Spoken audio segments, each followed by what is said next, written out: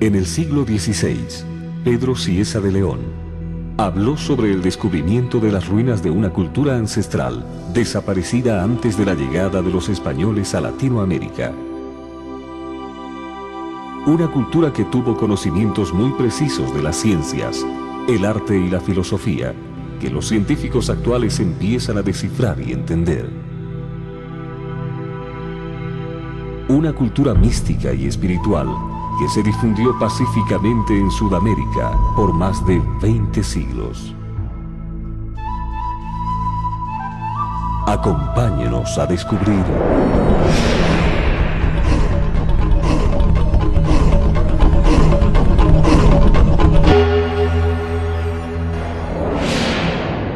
los secretos de Tiwanaku.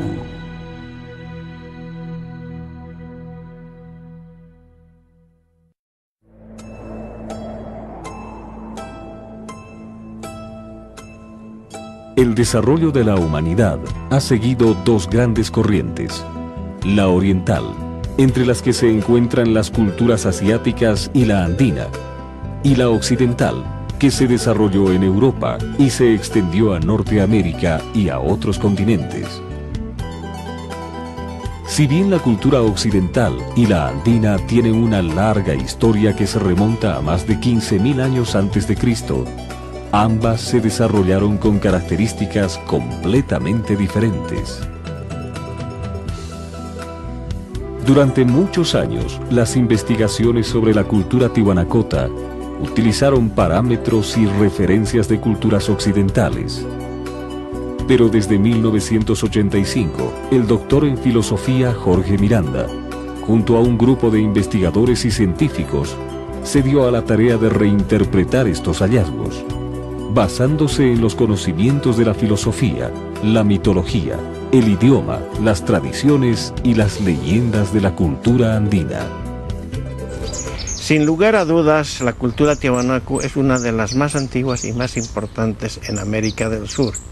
Y para poderla entender en su verdadera magnitud, tenemos que utilizar sus principios y categorías expresados en su propia filosofía. Caso contrario, cometeríamos un error de apreciación al utilizar criterios de otras culturas que son ajenas a su contexto cultural. El doctor Miranda vivió en su niñez en una comunidad aymara, conociendo y compartiendo la cosmovisión de los indígenas, lo cual le permitió llegar a ser un yatiri. Pero otra cosa es el yatiri, que es el hombre de conocimiento. No en vano los españoles los persiguieron tanto, ¿no?, los extirpadores de idolatrías. Y el yatiri lo quisieron hacer aparecer como a brujo, ¿no? Los restos arqueológicos de Tiwanaku se encuentran en la provincia Los Andes, a 71 kilómetros de la ciudad de La Paz, sede de gobierno de la República de Bolivia. Tradicionalmente, el territorio de Tiwanaku ha sido descrito como un área relativamente pequeña, emplazada en los Andes bolivianos. Pero según las nuevas investigaciones, la influencia del pensamiento tiwanacota abarcó un extenso territorio, que cubre desde Cundinamarca en Colombia por el norte hasta la isla de Pascua en Chile hacia el sur, y desde el delta del Amazonas en Brasil por el este hasta las costas del Océano Pacífico por el oeste. Según los datos arqueológicos, Tiwanaku vivió más de 2000 años de paz y armonía en perfecta confraternidad entre pueblos y comunidades diferentes, practicando una filosofía complementaria, comunitarista, recíproca y espiritualmente animista que pudo mantenerse latente por varios siglos. Los occidentales ven la historia como una sucesión de fenómenos, donde la tecnología es el principal elemento que sustenta el desarrollo social. Las etapas superadas son parte de la historia y no pueden repetirse en el futuro. De esta manera, se generó el concepto del desarrollo histórico lineal. En la historia de la humanidad, Occidente identifica 5 épocas separadas por eventos y acontecimientos puntuales: la prehistoria, la historia antigua, la Edad Media, la Edad Moderna y la Edad Contemporánea que perdura hasta nuestros días. En cambio, para Tiwanaku, La historia de la humanidad transcurre en épocas que conforman ciclos, donde el principal elemento es el desarrollo social y cultural, que da énfasis a la práctica de las costumbres y la filosofía por encima del desarrollo tecnológico. En esta corriente, los ciclos históricos se dividen en 4 épocas o pachas. La primera época es el Chamaj Pacha, que es la etapa de inexperiencia y búsqueda de una identidad social. La segunda época es el Turu Pacha, o de consolidación sedentaria de la sociedad en aldeas, comunidades, pueblos y ciudades. La tercera época es el Jana Pacha, que es la etapa del apogeo cultural y la expansión de los conocimientos, las ciencias, el arte y la tecnología. Y finalmente el Kaja Pacha, que es la época de expansión imperialista, donde una cultura se cree más evolucionada y trata de imponer su filosofía y sus costumbres a otras comunidades como verdades absolutas, así sea por la fuerza, lo que ocasiona la ruptura del equilibrio para dar inicio a un nuevo ciclo. Esta forma tihuanacota de ver la historia, aplicada a todas las culturas, nos muestra que la época imperialista, o Cajapacha, ha consolidado élites privilegiadas y provoca reacciones en las sociedades oprimidas, dando lugar a una profunda descomposición de la estructura de poder y la ruptura del equilibrio hasta producir el desmoronamiento de la cultura opresora.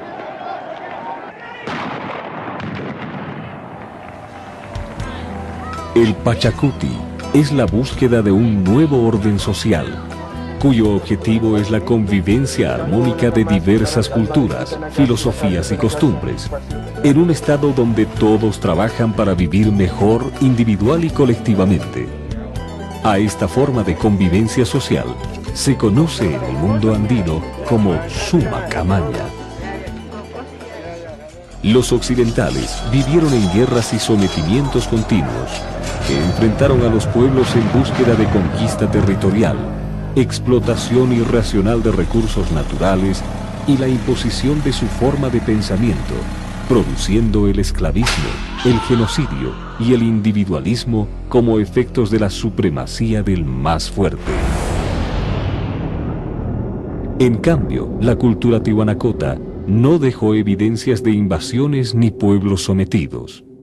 No existen, como en otras partes del mundo, restos como son armas, indumentaria bélica, sino más bien tecnología de producción, alimentos, los templos que muestran su religiosidad y su gran respeto por la naturaleza.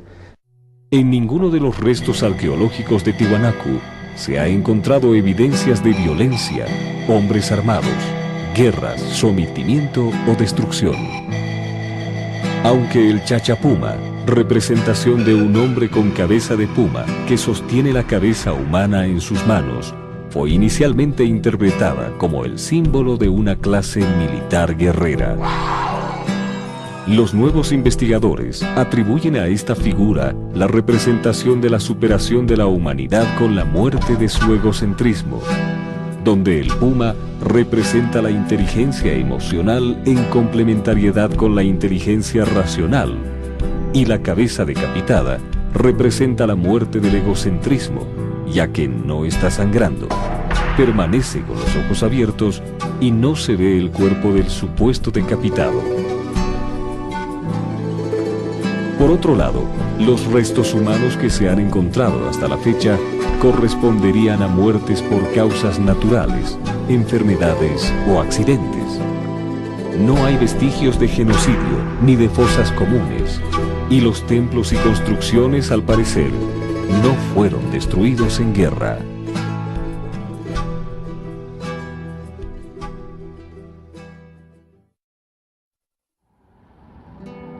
Para comprender mejor a Tiwanaku, comparamos la cosmovisión andina con la cosmovisión occidental y tomamos a la cultura romana como ejemplo, por ser casi contemporánea con la cultura tihuanacota.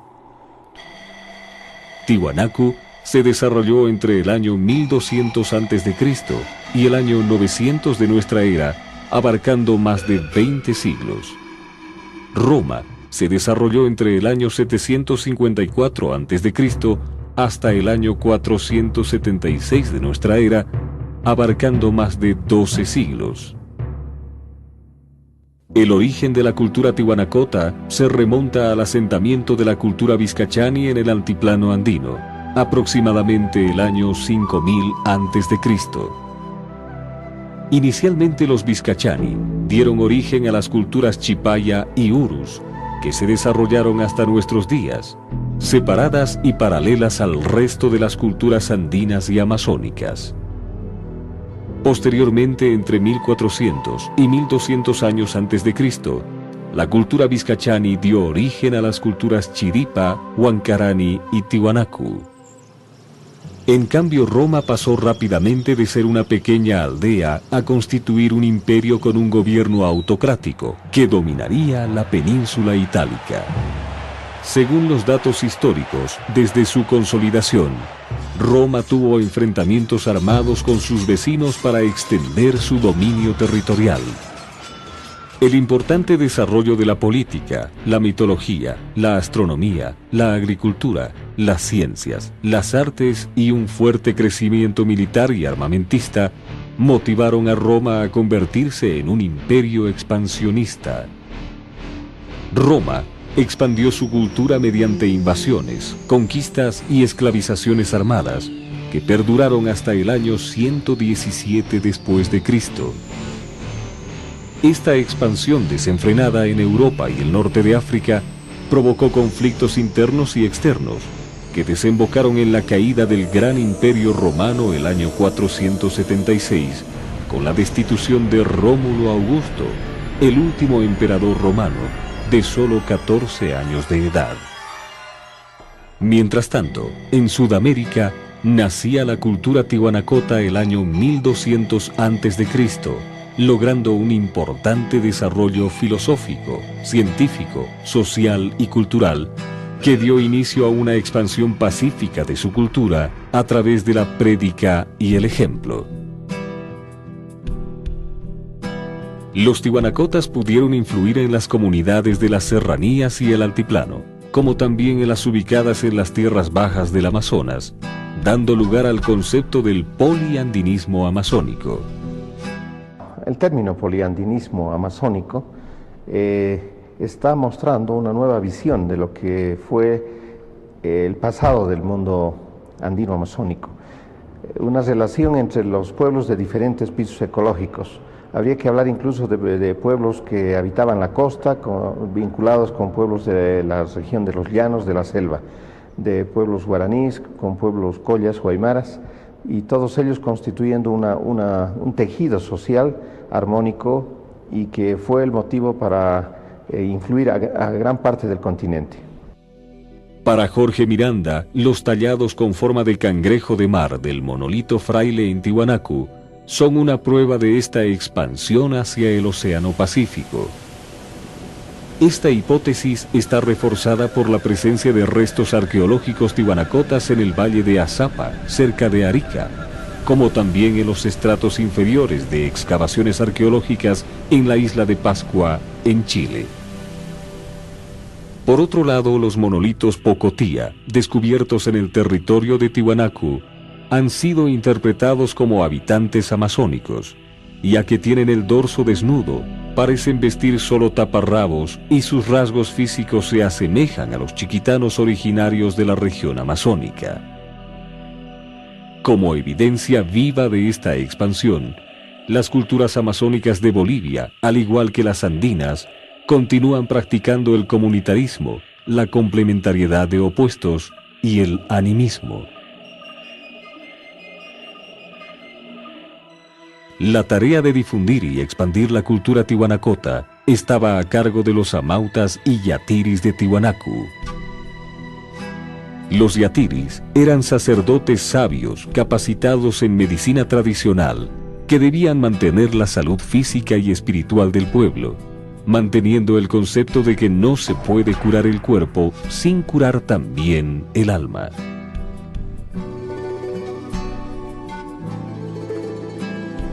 Los amautas eran sabios, pero principalmente guías espirituales del pueblo, reconocidos en la comunidad por el profundo conocimiento y aplicación de la filosofía tihuanacota en el diario vivir. De esta forma, su ejemplo se constituyó en normas de conducta y modelos a seguir gracias a su comportamiento intachable.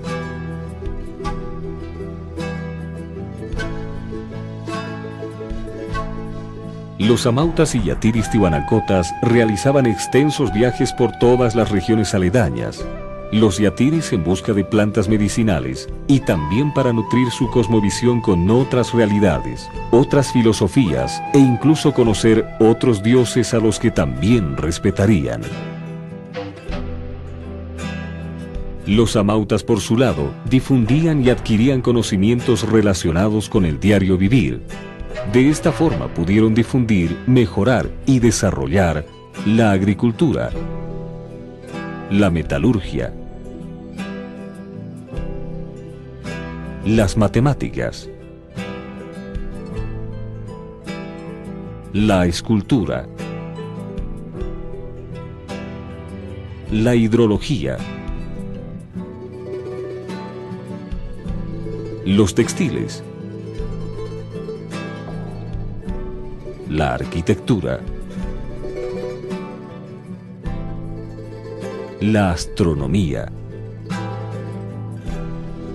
la filosofía y otras actividades humanas. Para la cultura tihuanacota, el ser amauta o yatiri no implicaba ningún derecho ni privilegio, sino una obligación no remunerada que generaba respeto y orgullo. Ambos debían seguir realizando sus tareas cotidianas y comunitarias, pero debían buscar mejorar la calidad de vida de la población, sabiendo que sus errores eran sometidos a la justicia comunitaria y castigados con mayor severidad. Los pueblos amazónicos también practicaron el comunitarismo, la complementariedad de opuestos y el animismo espiritual. En tiempos de paz, las decisiones eran tomadas entre todos los habitantes de la comunidad buscando el mayor beneficio para todos. No tenían gobernantes, pero si había un conflicto entre comunidades, se elegía al más diestro de los cazadores varones para organizar a los comunarios y prepararlos para un enfrentamiento. Los chamanes amazónicos, personas reconocidas por la comunidad por sus profundos conocimientos de la naturaleza, la medicina y la religión, fueron los equivalentes a los amautas y yatiris andinos, ya que, según se sabe, ellos se encargaban de mantener la paz y armonía dentro de la comunidad y con otras comunidades. La recopilación histórica afirma que los chamanes amazónicos se adentraban en la selva durante meses en busca del contacto con sus dioses y con otras comunidades, dejando evidencias arqueológicas de que estos encuentros se realizaban en el centro ceremonial de Tiwanaku. Al igual que los andinos, los amazónicos también creían en el animismo. Tenían protectores y dioses de la naturaleza conocidos como hichis, que les proporcionaban protección y alimentos necesarios para su supervivencia. Uno de los pocos hichis que todavía se recuerda en la actualidad es el Yaritus o dios pío de los cazadores.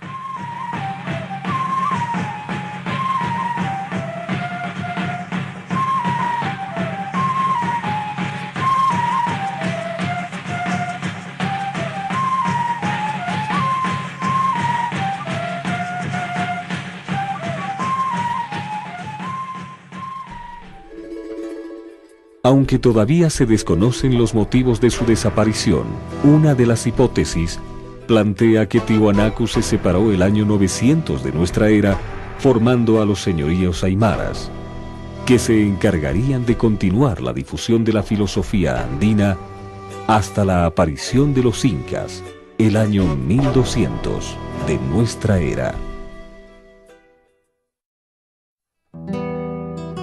la expansión de Tiwanaku se caracterizó por influir a las comunidades de gran parte de Sudamérica mediante la difusión de los conocimientos y el ejemplo de vida, creando un imperio pacífico y armónico de respeto y unidad.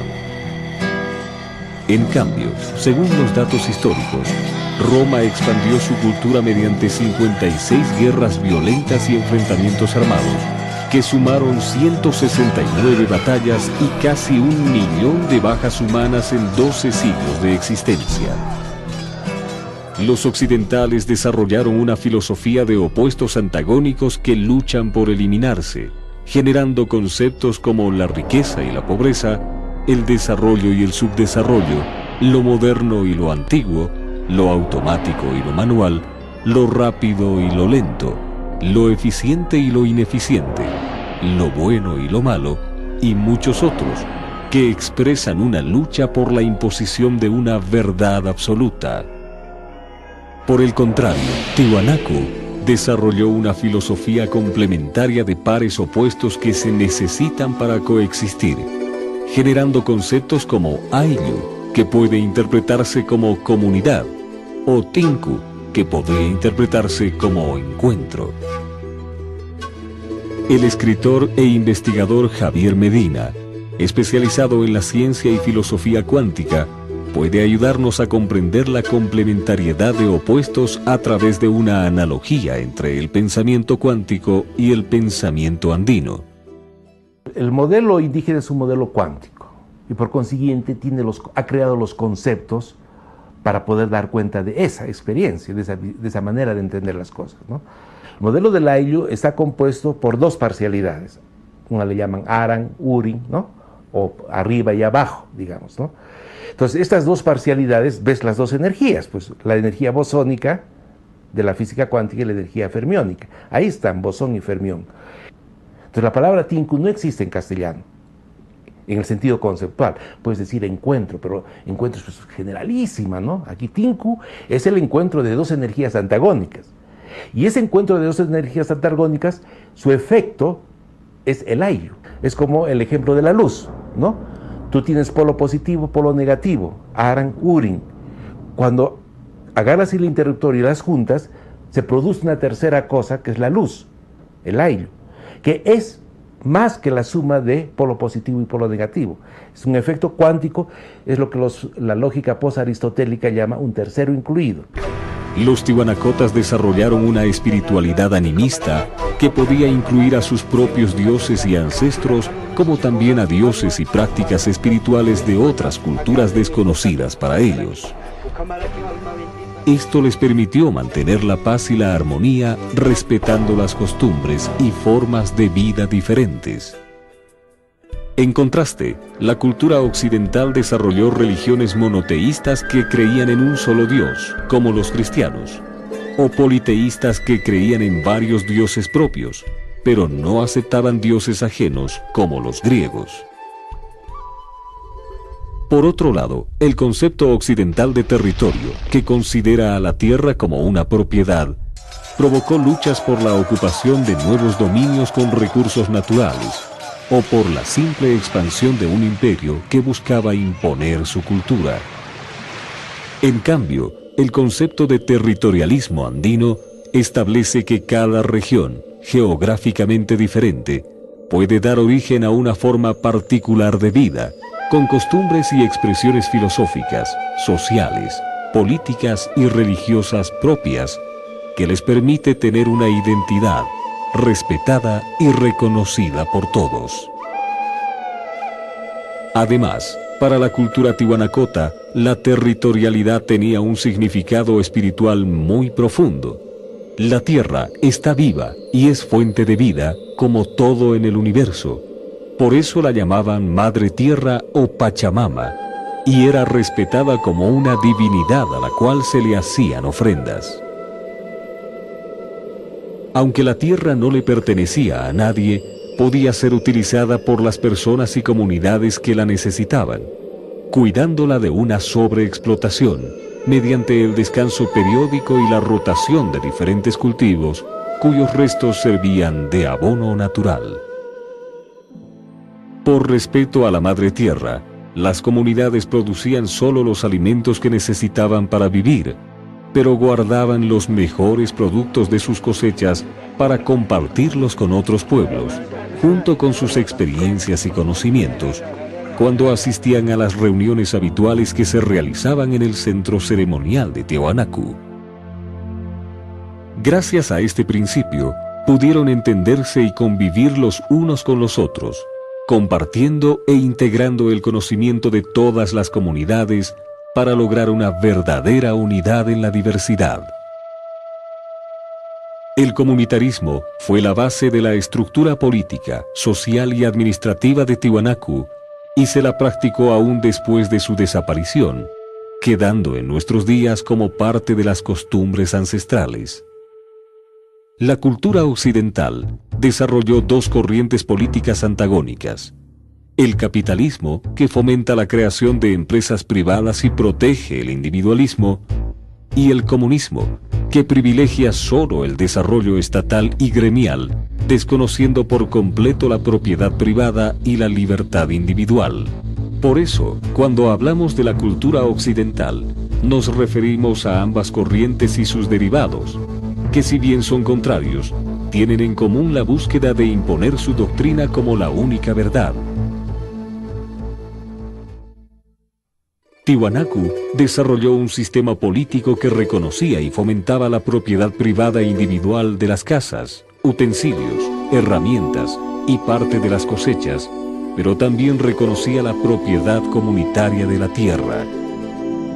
Esta forma de convivencia se mantuvo en casi toda Sudamérica hasta la aparición del Incario, que decidió conquistar y apropiarse de las tierras, pueblos y comunidades en un extenso territorio. Sin embargo, el imperio de los incas se extendió menos que Tiahuanacu. La administración pública generó dos formas diferentes de gobierno en Occidente. Por un lado, la autocracia, donde una persona o un grupo reducido de personas manejan el Estado, excluyendo, persiguiendo y eliminando a sus opositores.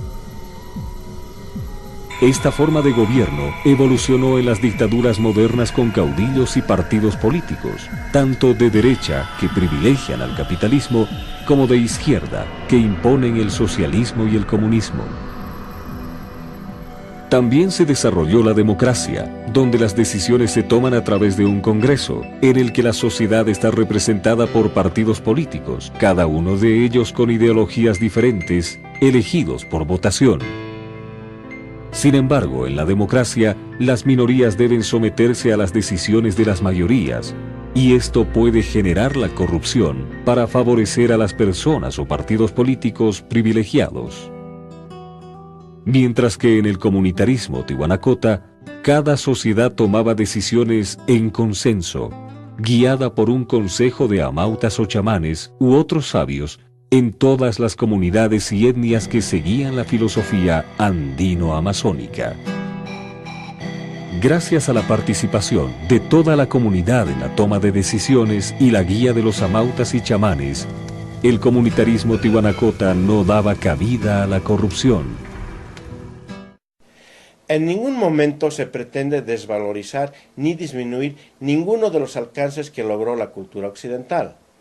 Pero al comparar algunos aspectos ideológicos entre ambas culturas, la cultura tiahuanacu, la más ancestral de nuestro continente, con la cultura occidental, que hoy en día es hegemónica a nivel mundial, podemos entender las bases de los arquetipos o comportamientos sociales que las hacen radicalmente diferentes.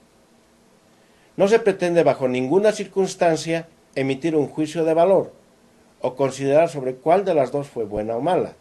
Más bien creo que cada uno de nosotros tiene la libertad de valorar estas aseveraciones. Tiahuanacu desarrolló un sistema económico recíproco que combinaba la producción individual y comunitaria para satisfacer las necesidades de todos. Por ejemplo, si una sequía le impedía a una comunidad contar con los alimentos suficientes para vivir hasta la nueva cosecha, las otras les entregaban parte de su producción. Los beneficiados no estaban obligados a devolver el favor a quienes se lo habían brindado, pero cuando otra comunidad necesitaba apoyo, ellos eran los primeros y más generosos al ofrecer su ayuda a los damnificados. La justicia comunitaria, practicada por los tiwanacotas, buscaba reincorporar al transgresor a la comunidad a través de un castigo, principalmente moral. Solo en casos muy extremos, la comunidad decidía otro tipo de castigo, pero el daño tenía que ser terriblemente irremediable para imponer un castigo de muerte social o expulsión. Cuando ocurría una falta, el transgresor era detenido y entregado a una mauta, quien lo sometía al análisis de un yatiri, encargado de analizar y descubrir los motivos materiales y espirituales de la transgresión. Con esta información, el amauta reunía a la comunidad y le hacía conocer el resultado del análisis del yatiri y los posibles castigos para el transgresor. Luego, la comunidad decidía y ejecutaba el castigo.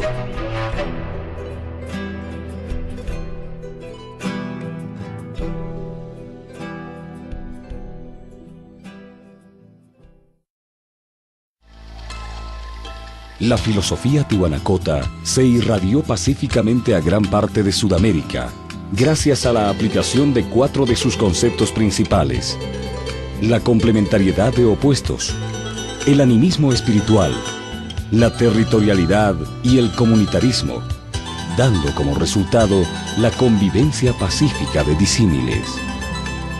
Estos conceptos marcan la gran diferencia con la cultura occidental, que desarrolló una filosofía de opuestos antagónicos, monoteísta e individualista, donde es casi imposible la convivencia pacífica.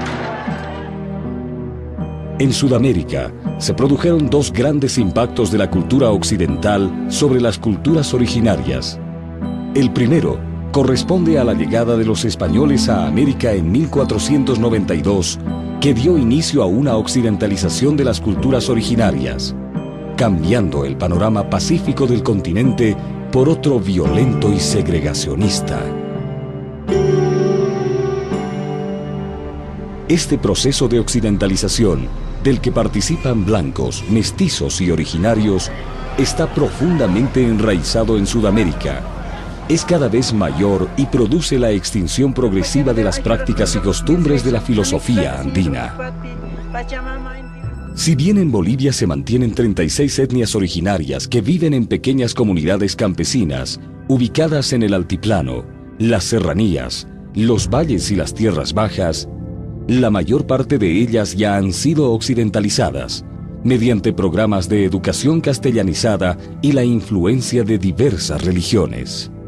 Los datos estadísticos de los últimos censos nacionales de Bolivia establecen que la población de hombres y mujeres analfabetos mayores de 15 años en 1992 fue del 20% y disminuyó al 13% en el año 2001, lo que puede interpretarse como la eliminación progresiva de la cultura andino-amazónica pura.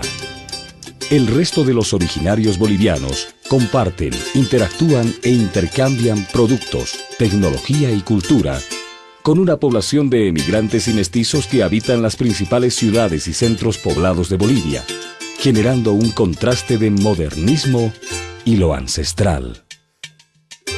En los países andinos, muchos originarios, mestizos y blancos accedieron a la educación básica, media y alta, llegando a ser profesionales altamente capacitados, competitivos y algunos de ellos exitosos internacionalmente. Una gran mayoría de bolivianos, profesionales y no profesionales, participan en actividades comerciales, los originarios generalmente en pequeña escala y los mestizos en mediana y gran escala. Otros profesionales, en su mayoría mestizos y blancos, participan de la actividad industrial y de la micro, mediana y gran empresa, cuya producción y exportación demuestra que Bolivia ya es parte del mundo globalizado. Esta occidentalización llegó a las culturas andino-amazónicas de Perú y Bolivia en 1531, con la invasión de Francisco Pizarro al territorio incaico, y en 1540, con las misiones jesuitas del Amazonas. Mediante la primera occidentalización, los conquistadores españoles sometieron a los originarios andinos, a través de la fuerza, para que realicen trabajos mineros y agrícolas, casi en condiciones de esclavitud. Aunque muchos originarios murieron en estos trabajos, la cultura andina no fue aniquilada del todo. Más bien, los españoles mezclaron su sangre con la sangre de los indígenas, dando origen a los mestizos. El mestizo está atrapado entre el pensar y el sentir en aymara y el pensar y el sentir en occidental. Son totalmente contrapuestos. Es decir, no se pueden juntar. Es falso cuando se habla de una cultura mestiza. Es una cultura neurótica, es una cultura de un yo dividido. Paralelamente, la Iglesia Católica buscó desaparecer las prácticas y costumbres ancestrales y cambiarlas por el monoteísmo católico, con mejores resultados en el Amazonas que en las serranías andinas y el altiplano. La complementariedad de los pueblos amazónicos fue aprovechada por los jesuitas para desaparecer las prácticas politeístas y convertirlas en fiestas católicas de los santos patronos. Los jesuitas utilizaron las creencias de estos pueblos para posicionar la religión católica y cambiar a los hichis por los santos, entre los que San Francisco de Asís fue interpretado por los amazónicos como el dios de la naturaleza. Contrariamente, en la zona andina, los ritos ancestrales se mantuvieron y fueron incorporados ritos católicos como parte de sus costumbres. Por ejemplo, el Carnaval Minero de Potosí en Bolivia, en el que participan generalmente mineros originarios. Comienza con la ofrenda del corazón latiente de una llama recién sacrificada para la Pachamama. Luego, comparten coca y alcohol con el tío de la mina, que es la imagen del diablo, a quien consideran dueño de las riquezas minerales. Después, los mineros bajan del Cerro Rico a la ciudad de Potosí bailando y bebiendo, como parte del festejo. Las ceremonias finalizan con la procesión del Tata Cacchu, que es la imagen de Jesucristo crucificado, y la imagen de la Virgen de la Candelaria, hasta la iglesia de Santo Domingo en la ciudad de Potosí, donde todos participan de la celebración de una misa católica.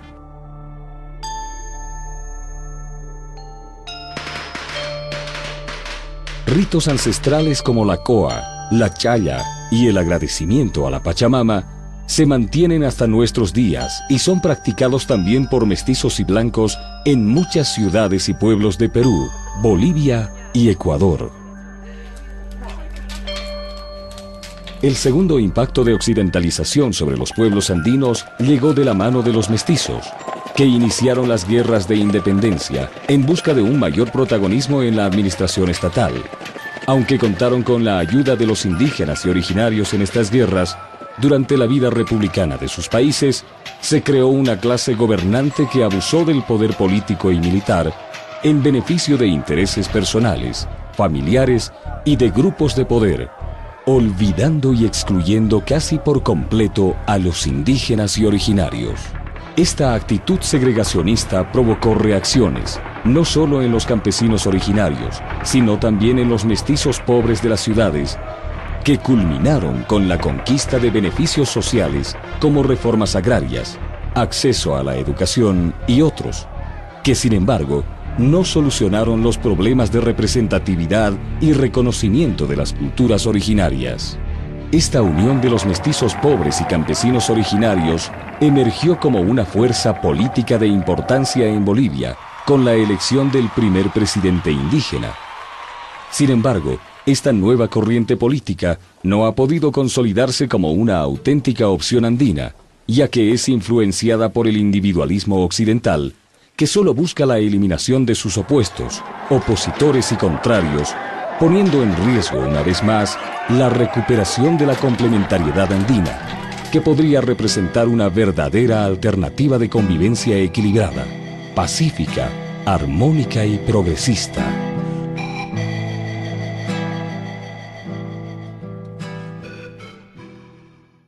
En los países andinos como Bolivia, Perú, Ecuador y Colombia, las culturas ancestrales se complementaron con la cultura occidental, corriendo el riesgo de la desaparición de su filosofía originaria. Juntaron su sangre a la sangre de los conquistadores, siguiendo el concepto del Ayllu, o la generación del tercero incluido. Aceptaron la alfabetización, aun cuando ésta significaba dejar de practicar y olvidar sus propias lenguas nativas.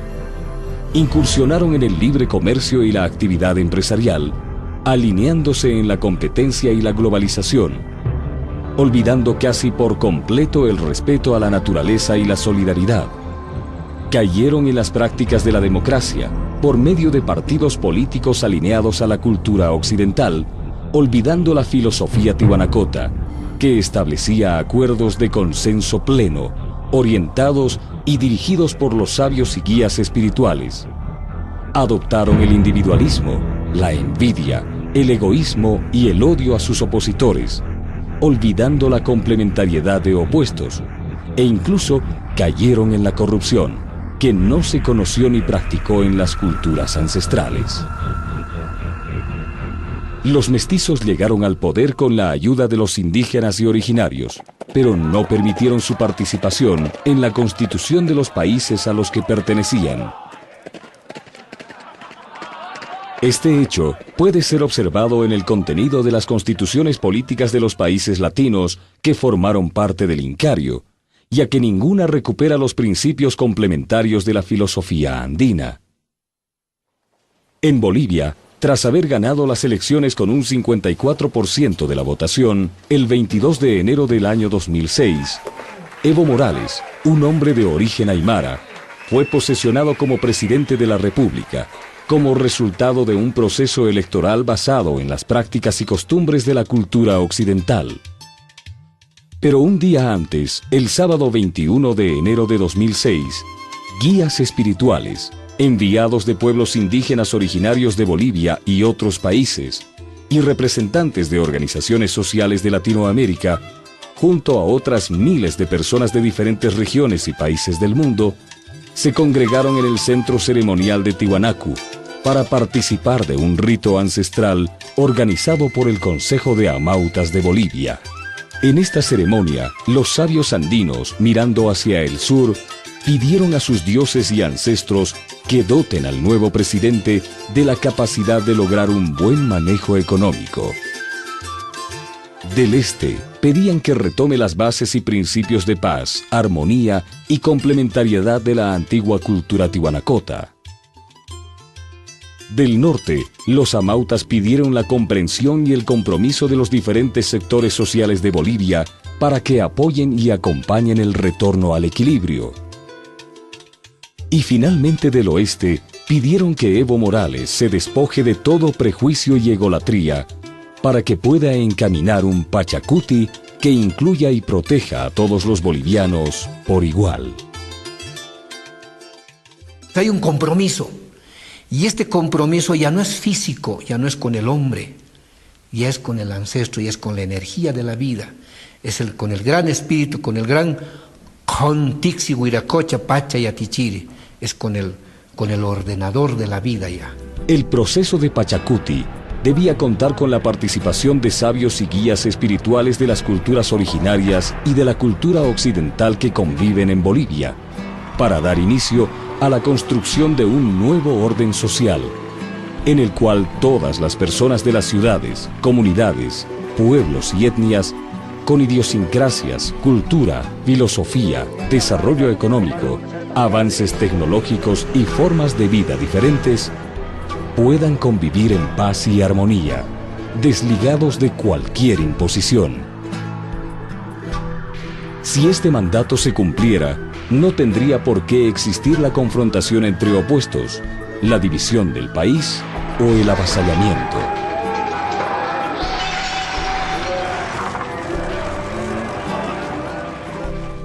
Queramos o no, en Bolivia se encuentran confrontadas estas dos visiones, la occidental y la amerindia, y la pregunta que surge es, ¿seremos capaces y tendremos la suficiente fuerza moral para poder entendernos y convivir entre diferentes? Los dados están echados, solo falta nuestra participación decisiva para poder generar un equilibrio complementario y armónico en estos tiempos de cambio para nuestro planeta. ¿Seremos capaces de recuperar los principios de la cultura tihuanacota en beneficio de la humanidad? ¿O nuestros caprichos nos harán cómplices indiferentes de su extinción? Todavía queda mucho por develar cuando sigamos descubriendo los secretos de Tiwanaku.